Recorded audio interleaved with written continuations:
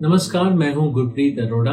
पिछले 10 सालों में मेरे पास ऐसे कई सारे लोग आए जिन्होंने मुझे कहा कि सर, मुझे हर किसी के ऊपर डाउट होता है। मुझे ऐसा लगता है कि हर इंसान मुझे धोखा देगा। ऐसे ही प्रवृत्ति से परेशान एक क्लाइंट मेरे पास आते हैं। आइए उनका नाम राजेश रखते हैं। राजेश मेरे पास थाने महाराष्ट्र से आए थे। राजेश एक बहुत ही सफल बिजनेसमैन है, पर उसकी पर्सनल लाइफ मानो जैसे बिल्कुल खत्म हो चुकी है, बिल्कुल तबाह हो चुकी है। राजेश को अपनी पत्नी, अपने सगे भाई और यहाँ तक कि अपने स्टाफ के ऊपर भी भरोसा नहीं था। वो सारा दिन सिर्फ सीसीटीवी ही चेक करता रहता, कभी घर पर, कभी अपनी फैक्ट्री में, कभी अपने ऑफिस में, यहाँ तक कि वो जासूसों की सेवा भी लेता था। जब राजेश मुझे मिले तो उन्होंने मुझे कहा कि मैं थक चुका हूँ लोगों पे शक कर करके। मैं जानता हूं कि मेरी पत्नी, मेरा सगा भाई, मेरा स्टाफ, ये सब मेरे साथ लॉयल हैं। मैं कई बार उनको सीसीटीवी में सही काम करते हुए देखता हूं। यहाँ तक कि उनकी लॉयल्टी को चेक करने के लिए मैंने कई बार डिटेक्टिव्स को भी हायर किया, और हर बार एक ही बात जानने को मिली कि वो सब के सब लॉयल हैं।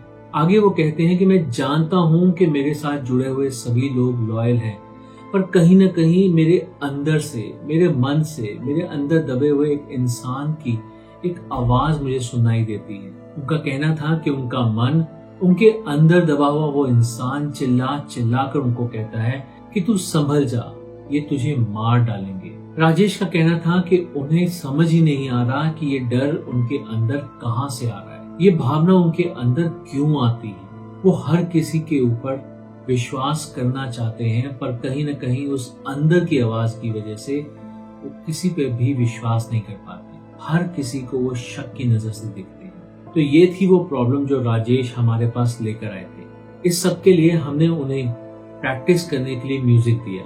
जब वो हमारे सेंटर पे आते हैं तो आने पर उनका सेशन किया जाता है।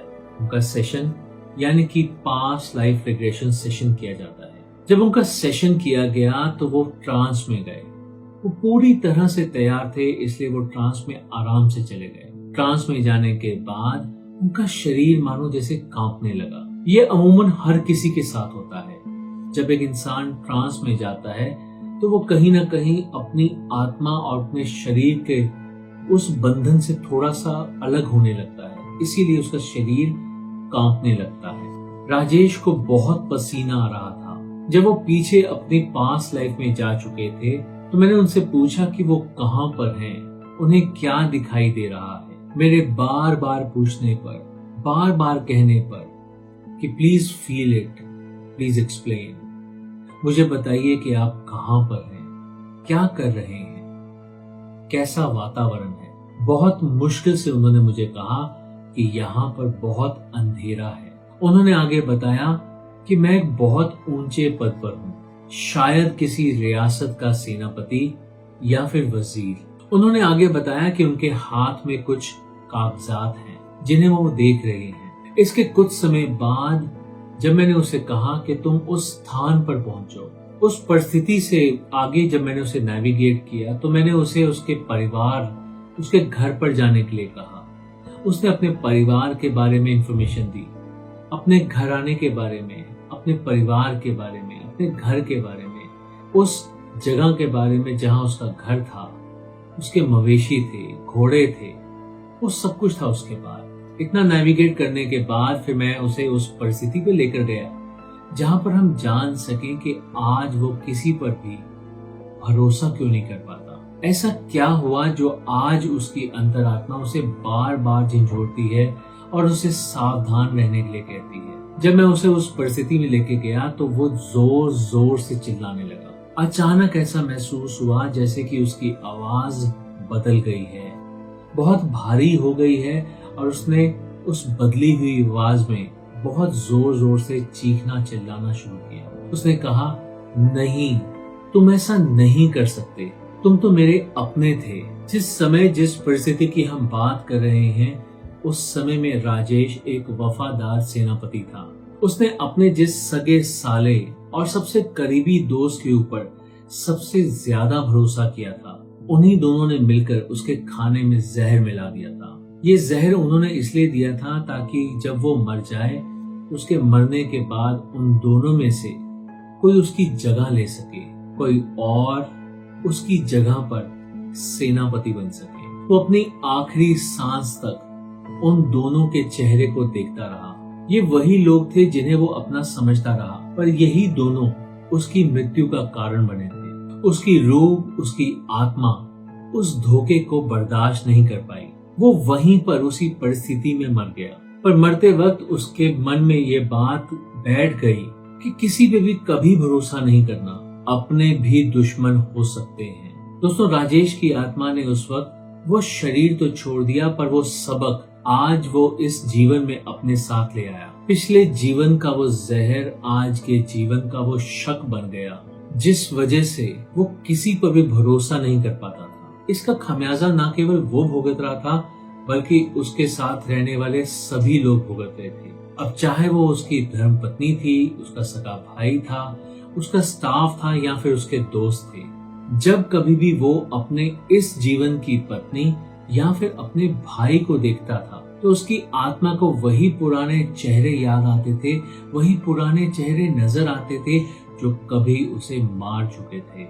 उसका दिमाग कहिए या फिर उसका मन कहिए, उसे बार बार वार्न करता था कि संभल जा, सावधान हो जा, तेरे साथ फिर वही सब कुछ होने वाला है। यही वजह है कि जब कभी भी उसके साथ कोई प्यार से बात करता, तो उसके अंदर भी उसे वही जहर नजर आता था। इसी भावना को पास्ट लाइफ ट्रॉमा कहा जाता है। हमने इस सेशन के दौरान उसके उस पुराने जीवन के दोस्त और उस साले को फॉरगिव करने यानी कि माफ करने को भी प्रोसेस किया। राजेश को ये एहसास दिलाया गया कि वो पुराना जीवन, वो पुराना जन्म समाप्त हो चुका है, खत्म हो चुका है।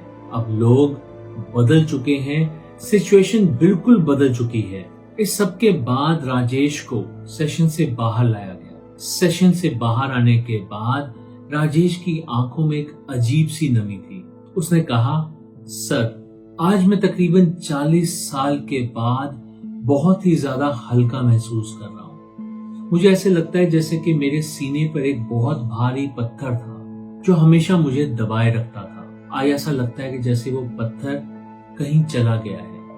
मेरे सीने के ऊपर कोई भार नहीं है। अगर आप किसी का हाथ पकड़ने से डरते हैं कि कहीं वो आपको छोड़ ना दे, तो याद रखिए कि ये आपकी कमी नहीं है।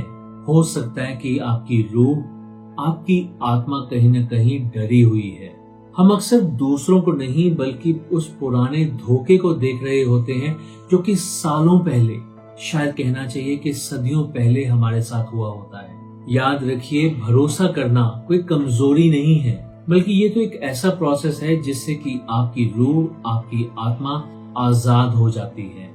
इस सेशन के दौरान भी राजेश की आत्मा को केवल उस पुराने ट्रॉमा से आजाद ही किया गया था।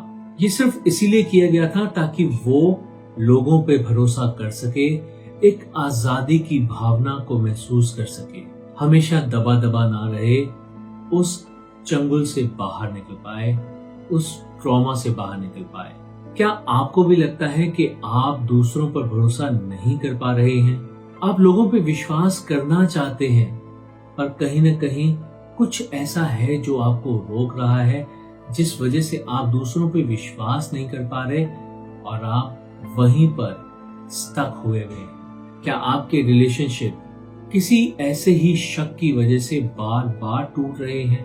अगर ऐसा आपके साथ होता है तो कमेंट बॉक्स में ट्रस्ट जरूर लिखिएगा और अपनी कहानी भी हमारे साथ जरूर शेयर कीजिएगा। हो सकता है कि आपकी इस बेचैनी का राज आपके किसी पुराने जन्म के धोखे में छिपा हो। मैं और मेरी टीम मेक मी प्योर में आपकी मदद के लिए तैयार हैं। अगर आप भी लोगों पर शक करते हैं या फिर ऐसे किसी व्यक्ति को जानते हैं जो हर बात पर शक करता है, बहुत सनकी सा है, किसी पे विश्वास नहीं कर पाता, तो ये वीडियो उसके साथ शेयर जरूर करें। और अगर आपको हमारा आज का वीडियो पसंद आया हो तो प्लीज इसे लाइक जरूर करें। ज्यादा से ज्यादा लोगों के साथ शेयर कीजिए ताकि वो भी आगे ज्यादा से ज्यादा लोगों के साथ शेयर कर सकें। अगर आप हमारे चैनल पे नए हैं तो प्लीज हमारे चैनल को सब्सक्राइब भी जरूर कीजिए। So thank you very much for going through this video. Stay happy, stay blessed, safe. Have a nice day ahead. Take care. Bye.